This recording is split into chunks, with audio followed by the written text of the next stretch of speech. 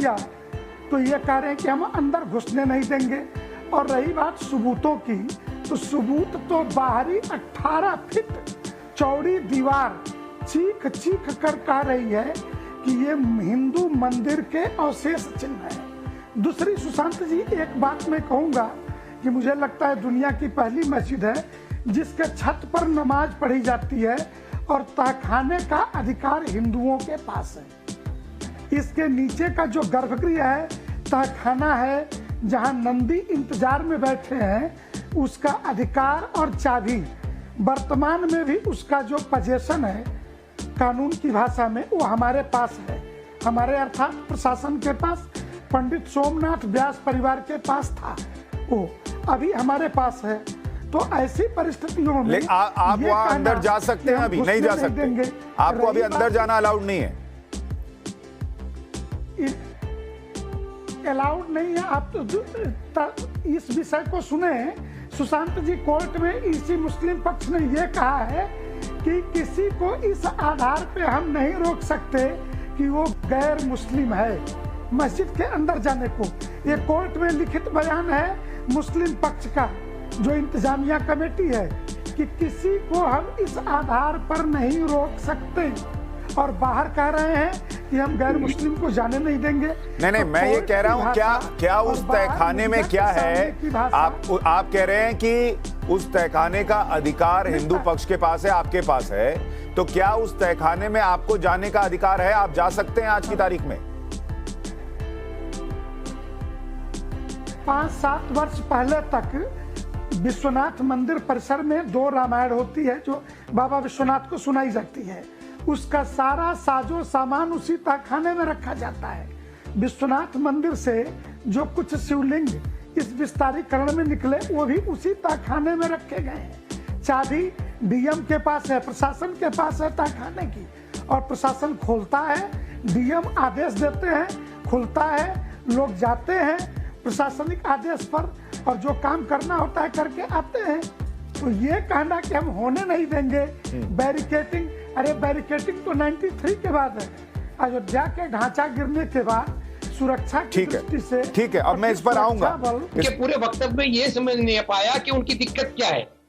जब डीएम साहब के पास चाबी है, उनको वहां पर सारी सामग्री रखने का भी इख्तियार है, वो जाते हैं आते हैं, उनकी पूजा पाठ भी चलते रहती है, तो दिक्कत क्या है मुझ में समझ नहीं पाया। वो अगर आगे समझा पाए तो अच्छी बात है। हमारे सर के ऊपर, तहखाने के ऊपर छत पर आपने मस्जिद तामीर करके आप नमाज पढ़ रहे हैं, और वो भी 90 के बाद नमाज पढ़ रहे हैं।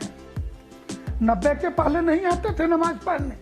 इससे बड़ी प्रॉब्लम और दिक्कत और हमें क्या हो सकती है? सरकार अंदर जाए और सब देख ले।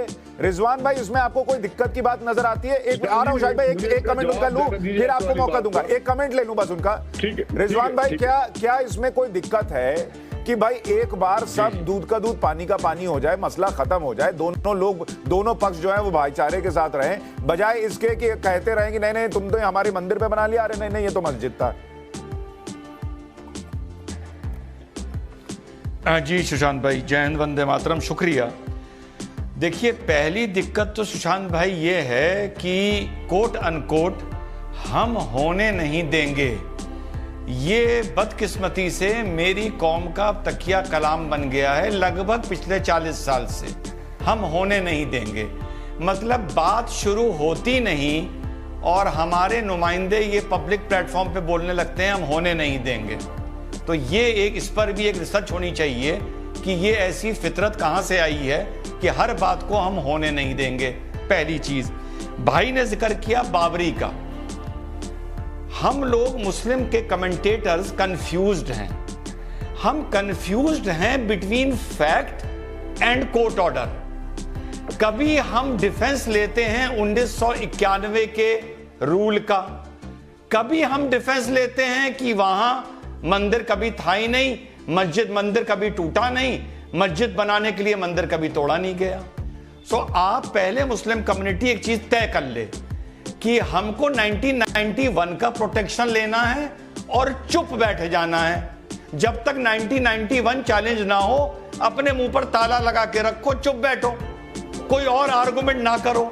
हम 1991 का भी आर्गुमेंट करते हैं और बीच में सफाई भी देने लगते हैं। बाबरी मस्जिद में जब एक्सकेवेशन में सुशांत भाई नीचे बहुत बड़े बड़े मैन मेड स्ट्रक्चर निकले, 40-50 पिलर निकले, ऐसा नहीं कि कुछ ईंटा पत्थर कुछ निकल आया, मतलब बड़े मेजर वहां पे जब चीजें नीचे निकली, लगभग 500 चीजें निकली, तो मैं अपने भाइयों से एक बात कहता था, यार या तो ये साबित कर दो कि मस्जिद के नीचे भी जो है ये भी तुम्हारा है, वो भी इस्लाम से जुड़ा हुआ है, या तो ये साबित कर दो, ठीक?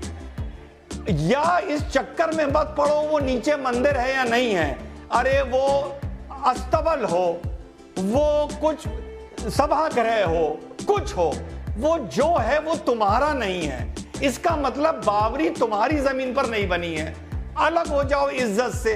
लेकिन वहां ये लोग मुझे गाली देते थे, बाद में कोर्ट ने उठा के 25 किलोमीटर दूर फेंका उस जगह से। अब इनके कलेजों में ठंडक पड़ गई। एक बात याद रखिए सुशांत भाई, फिर अपनी बात खत्म करूंगा। बड़ी ये बात पता नहीं भाई, आप बड़े पहुंचे हुए पत्रकार हैं, आपने ये बात पकड़ी या नहीं पकड़ी।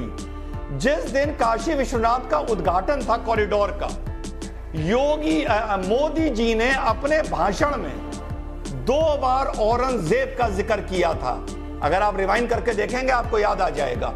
मैं वो भाषण देख रहा था, ओहो, मैंने कहा मोदी के मुंह से 2 बार औरंगजेब निकला है। अब काशी विश्वनाथ की बात बहुत दूर तक जाएगी, पर मुसलमान को यह बात मैं समझाऊंगा तो उसे समझ में नहीं आएगी।